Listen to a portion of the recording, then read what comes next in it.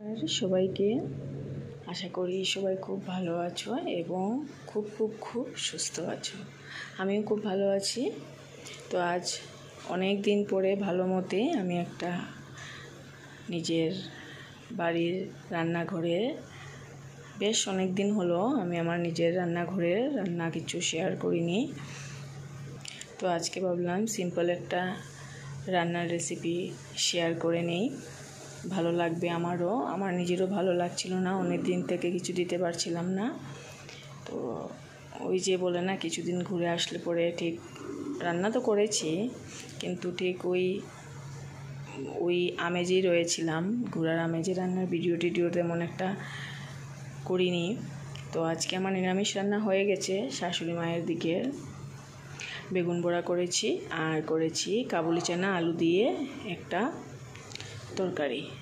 তো ওইটা আমরা সকালে অলরেডি খেয়েও নিয়েছি সবাই, মায়ের জন্য অল্প রেখেছি, দেখাচ্ছি দাঁড়া। এইটুকুনি রয়েছে, মায়ের হয়েও যাবে, মার হয়ে থাকবেও।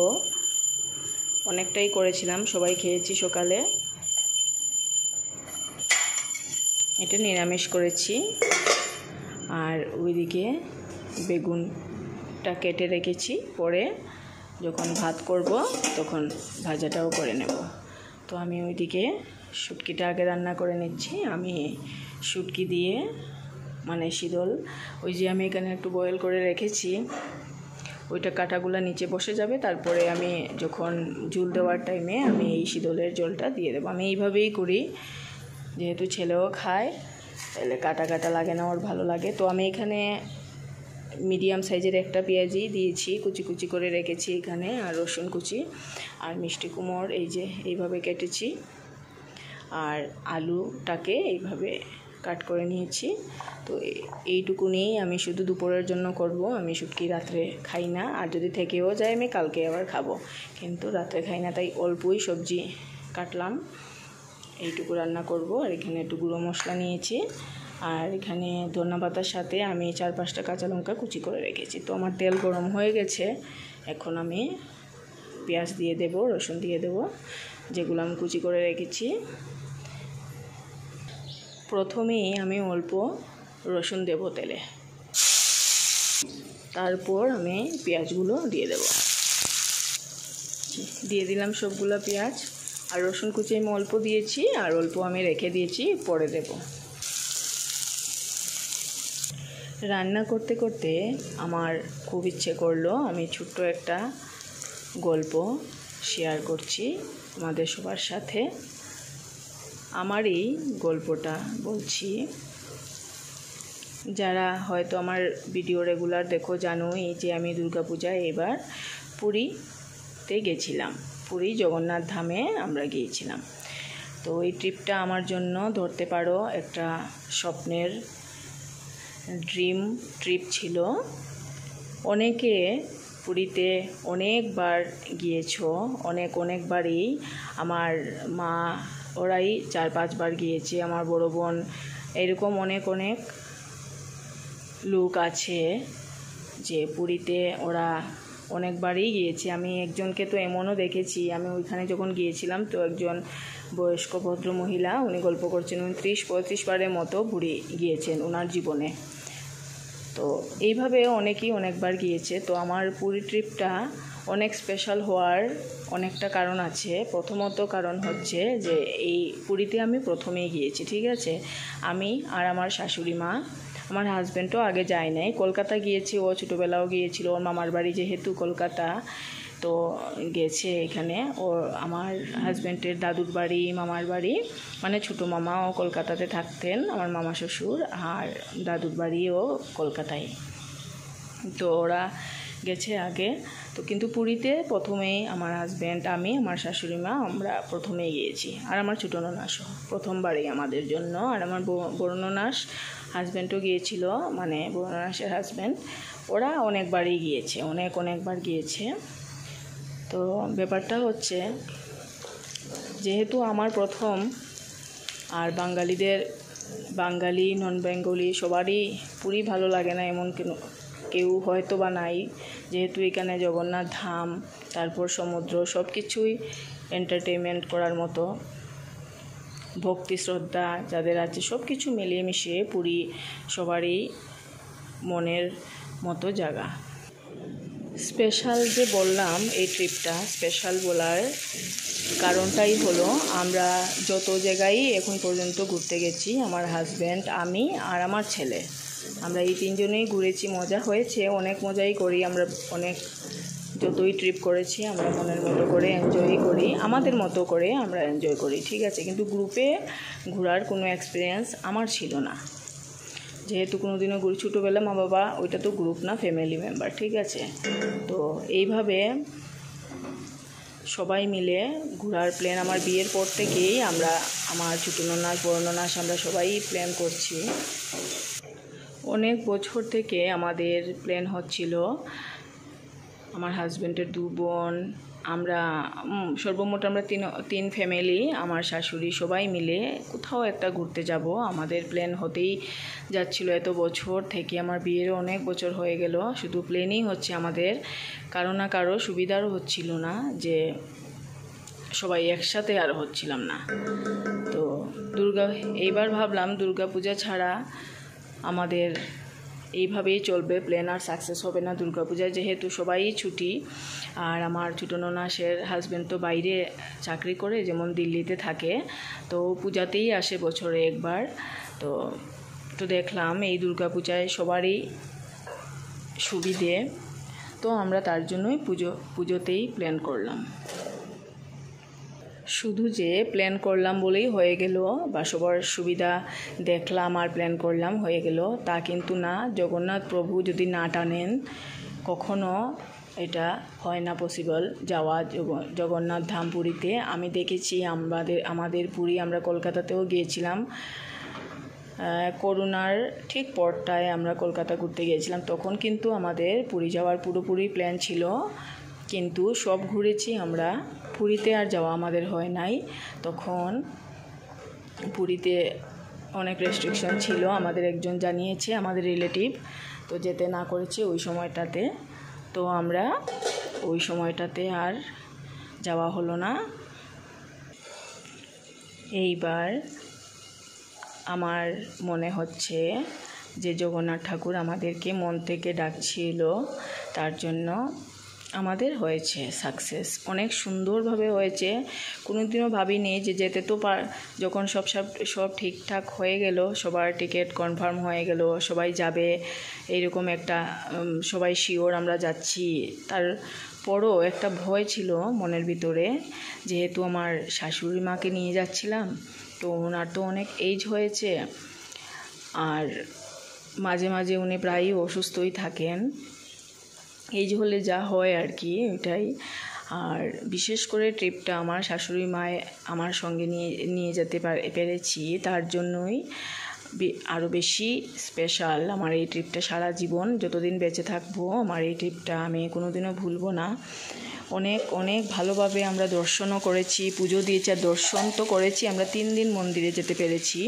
জগন্নাথ ঠাকুর নিয়েছেন এইভাবে যে মন্দিরে এত সময় আমরা কাটাতে পেরেছি। এইবার সব ঘোরার সাথে সাথে মন্দিরে একটু বেশি সময়েই আমরা যেতে পেরেছি। 3 দিন গিয়েছি, 3 দিনই আমরা অনেক ভালো সুন্দরভাবে দর্শন করেছি। একদিন পুজো দিয়েছিলাম, 2 দিন দর্শন করেছি, খুব সুন্দর দর্শন হয়েছে। দশমীর দিন সন্ধ্যার সময় আমরা গিয়েছিলাম, ওই দিন দর্শন হয়েছে এত ভালো। তার ঠিক পরের দিন সকালে আমরা পুজো দিয়েছিলাম, পুজোও খুব সুন্দর হয়েছে। পুরো পান্ডা আমাদের পুরো ভিতরটা, মন্দিরের ভিতর খুব সুন্দরভাবে ঘুরিয়ে দেখিয়েছে, খুব ভালো হয়েছে, খুব ভালোই লেগেছে। প্রতিদিন প্রতিটা ঘোরার প্ল্যান, এত সুন্দরভাবে এই ট্রিপটা হয়েছে বলার মতো না, এত ভালো লেগেছে। তো স্পেশাল আমার এই ট্রিপটা এই জন্যই, অনেক কিছুর জন্য, মন্দির দর্শন, পুজো দেওয়া, যা পুরীতে ঘুরেছি এত সাকসেসফুল, এত ভালোভাবে। বৃষ্টি দিয়েছে, কিন্তু বৃষ্টিতে আমাদের কোনো অসুবিধা বা রৌদ্রে আমাদের কোনো প্রবলেম, এইরকম কোনো অসুবিধা প্রবলেম কোনো কিছুই আমাদের হয় নাই। এত সুন্দর ঘুরেছি, এত সুন্দর এসেছি। যাওয়াটাও আমাদের যাত্রাও শুভ ছিল, আর আসার সময়ও কোনো রাস্তাঘাটে কোনো প্রবলেম হয় নাই শাশুড়িকে নিয়ে, বা আমাদের বাচ্চারা ছিল যে ওদেরও কোনো সমস্যা হয় নাই। অনেক ভালো ট্রিপটা কেটেছে। তো এতটা কথা বলার একটাই কারণ, যেটা হচ্ছে গল্পগুলা এইগুলো এই জন্যই আগে শেয়ার করলাম, ভাবলাম লাস্টে আসল কথাটা বলবো। যে কিছু লোক, কিন্তু আমি আগেই বলছি সবাই না, আমার শ্বশুরবাড়ির দিকের কিছু একদম অল্প সংখ্যক কয়েকজন, সবাই না কিন্তু সবাই অনেক ভালো, আর যাদের কথা বলছি ওরাও ভালো, কিন্তু আমি ফিল করি, ঠিক আছে, শুধু আমি ফিল করছি যেটা ওইটাই বলছি। তো ওদের মনে মনে একদম কম সংখ্যক কয়েকজন, ঠিক আছে, ওদের মনে মনে মানে ওরা অনেকবারই গিয়েছে পুরীতে।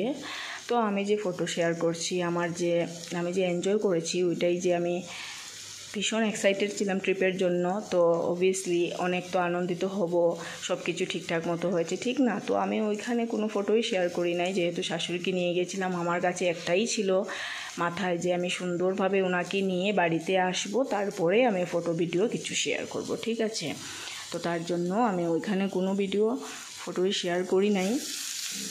তো আমি যেটা ফিল করলাম ওইটাই বলছি, যে আসার পরে আমি যা যা দিচ্ছি ফটো ভিডিও, সবার কথা বলছি না, কয়েকজন আছে ওনারা অনেক ঘুরেন। তো সবার লাইফে তো সবার কপালেও অনেক ঘোরা হয় না। আমি যা আমার হয় এতটুকুই আমি লাকি ফিল করি। আমি অনেকেই, বাবা মাও অনেক ঘুরিয়েছেন, বিয়ের আগেও অনেক ঘুরেছি, কিন্তু বাইরে ততটা যাওয়া হয় নাই। লোকালি অনেক ঘুরেছি, যে না ঘুরে ঘুরে বসেছিলাম তা না, মা বাবাও খুব এনজয়মেন্ট করিয়েছে আমাদেরকে অনেক ভালোভাবে। বিয়ের পরেও অনেক ঘুরছি, কিন্তু ওই যে আমার শ্বশুরবাড়ি থেকে শাশুড়ি অনেক তো এজ হয়েছে, তার জন্য বাইরে ট্রিপটা আমাদের ওনাকে একা রেখে যেতে পারি না। তো এইবার ওনাকে সঙ্গে নিয়ে সবাইকে নিয়ে গেছিলাম, তার জন্যই ভালোভাবে। তো ওইটাই কথা, যে সবার সময় সেম থাকে না, ঠিক না? কেউ হয়তো অনেক ঘুরেছে, প্রথম জীবনে ঘুরে নেয় অনেকটা, পরের সময়টা আর হয় না। আমাদের আগের সময়টা হয় নাই। আমার বিয়ের পরে শ্বশুরকে আমি বিছানায় এসে পেয়েছি, অসুস্থ ছিলেন উনি। তো তখন আর বাইরে তো ঘোরা বাদই দাও, আমি লোকালি বেশি বের হতাম না। শ্বশুরের অনেকটাই দেখাশোনা করতে হতো, খাওয়াতে হতো, দাওয়াতে হতো, অনেকই দায়িত্ব ছিল আমার, এখনও আছে। তা যে না যে এখন দায়িত্ব নাই, আছে, কিন্তু মাঝে মাঝে ঘুরতে পারি, ঠিক আছে। কাউকে রেখে, যেহেতু ছোটো ননাস কিনারেই থাকে, কোনো সময় রেখে আমরা কোথাও, যেমন আমরা ফ্যামিলি, আমি আমার হাজব্যান্ড ছেলে যখন যাই, তখন ননাসকে রেখে যাই আমরা কোথাও, বা লোকাল শিলচর টিলচার হলে শাশুড়িকে সঙ্গে নিয়েও যাই, হয়ে থাকে এখন মাঝে মাঝে। ছেলেও তো বড় হয়ে গেছে, তো এত অসুবিধা হয় না এখন। যেমন আমার ভ্রমণটা হচ্ছে একটা একটা করে, আমার যেটা যেটা ইচ্ছা, সবার একটা সময় থাকে না। তো আমার মনে হয় এখনই আমার সময় এসেছে ঘোরাফেরার। যাই হোক, তো আমি যেটা ফিল করি, তুমি যদি 1000বার একটা জায়গায় ঘুরতে যাও, কেউ যদি প্রথমবার এখানে গেল, তার এনজয়মেন্টটা শেয়ার করছে, বা সে কীরকম এনজয়, সেখানে এত অহংকার দেখানোর কিছুই নেই যে তুমি অনেকবার গিয়ে সেরেছ, এত আনন্দের কী আছে। ওই যে মানুষটা গেল প্রথমবার, ওর তো প্রথমেই দেখা, তাই না? ও তো প্রথমবার দেখছে, ও তো অন্য রকমের একটা এক্সাইটমেন্ট থাকতেই পারে। তো তুমি যে বহুবার ঘুরে নিয়েছো, ওইটা তোমার মনেই না হয় থাক, তোমার তো এখানে এত না দেখালেই চলে। আমি ফিল করলাম, কেউ আমাকে সামনে এসে বলল না, অনেকটাই তো বোঝা যায়। এই যে সঙ্গে সঙ্গে অনেকটা, হয়তো আগে হলে, আরও কয়েক বছর আগে হলে সেটা বুঝতে পারতাম না, কিন্তু বুঝিয়ে দেওয়ার মতন কোনো কাজ করলে ঠিক সবাই বুঝতে পারবে, ছোটো বাচ্চাও বুঝতে পারবে। তো এরকমই হয়েছে আর কি, আমাকে বুঝিয়ে দেওয়ার মতোই কিছু ছোটোখাটো কাজ হয়েছে, তার জন্য আমি এটা শেয়ার করছি। তো ওইটাই, এখনের দুনিয়াতে না, খুব অল্প সংখ্যকই লোক আছে যারা অন্যের আনন্দে আনন্দিত হয়। আমি একা না, অনেকেরই এই এক্সপিরিয়েন্স আছে। তো কে কে আমার সাথে একমত আছো জানিও। আমি তো বুঝতে পারি, আমি বুঝি না, আমি নিজে এমন না, একদমও না। কেউ কোথাও ঘুরতে গেলে আমি যখন কারো ভিডিও ফটো দেখি না, আমার অটোমেটিক মুখে একটা স্মাইল এসে যায়। কারো এনজয়মেন্ট দেখলে, কেউ হাসছে ফটো দেখলে, কেউ কোথাও ঘুরতে গেছে, খুব ভালো লাগে দেখলে। কোনোদিনও জেলাস টাইপ আমার হয় না। কিন্তু সবাই তো সমান না, অনেক আছে যে তোমার আনন্দ দেখে একদমই আনন্দিত হবে না। তুমি ঘুরতে গেছো দেখলে ওদের জ্বলে পড়ে ওরা ছারখার হয়ে যাবে। তো আমি তো এইবার তো পুরোপুরি ফিল করলাম।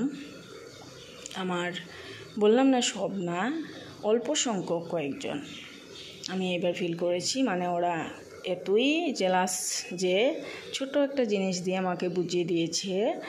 তো কি ছোট জিনিসটা আমি বুঝেছি সেটা আর বলতে পারলাম না, বললে হয়তো বুঝেও নেবে। তো ওটাই বললাম এটার জন্যই যে তুমি যে আমাকে বোঝানোর জন্য যেটা করেছো আমি বুঝেই গেছি। তো সবার খুশিতে খুশি হওয়ার এইভাবে মন মানসিকতাও লাগে, তাই না? তো সবার তো এক না, তাতে আমি কোনো দুঃখিতও না, বাস শেয়ার করলাম, ভালো লাগলো। আমার সাথে হয়তো অনেকেই আছো এরকম যে আমার মতো এক্সপিরিয়েন্স আছে, তার জন্যই আমি ভাবলাম দেখি কে কে আমার একমত আছো যে এখন কেউ কারো আনন্দে আনন্দিত হয় না। তুমি যদি দুঃখে থাকো তোমাকে সামনে বুঝাবে যে ওর কষ্ট লাগছে, কিন্তু ভিতরে ভিতরে ঠিক ওরা খুশি হয়ে যাবে। তো এটাই, যাই হোক, যার মনে কি আছে জানি না। আমাদের ট্রিপটা অনেক ভালো কেটেছে, আমরা খুবই এনজয় করেছি। শাশুড়িকে নিয়ে আর কোথাও যেতে পারবো কি না জানি না, কিন্তু এই ট্রিপটা সারা জীবন মনে রাখার মতো। আমাদের খুব খুব ভালোভাবে পুরী ঘুরে আসলাম। তো গল্প করতে করতে আমার রান্নাটাও কমপ্লিট হয়ে গেল। তোমরা কে কে ভালোবাসো মিষ্টি কুমড় দিয়ে আলু দিয়ে? আমি শুটকিতে মিষ্টি কুমড় দিয়ে করেছি, আরও শুধু মিষ্টি কুমড় দিয়ে করেছি। আজকে প্রথমেই আলু দিলাম, মিষ্টি কুমড়টা একটু ছোটো সাইজেরই ছিল, তো ভাবলাম বেশি কম হয়ে যায় নাকি, তার জন্য ছোটো এক টুকরা আলুও দিলাম, দিয়ে একটু বাড়ালাম আর কি কোয়ান্টিটি। তো কে কে এইভাবে খেতে পছন্দ করো জানিও আমাকে। এই হয়ে গেছে, বাস এখন নামিয়ে নেব। ঠিক আছে, টাটা।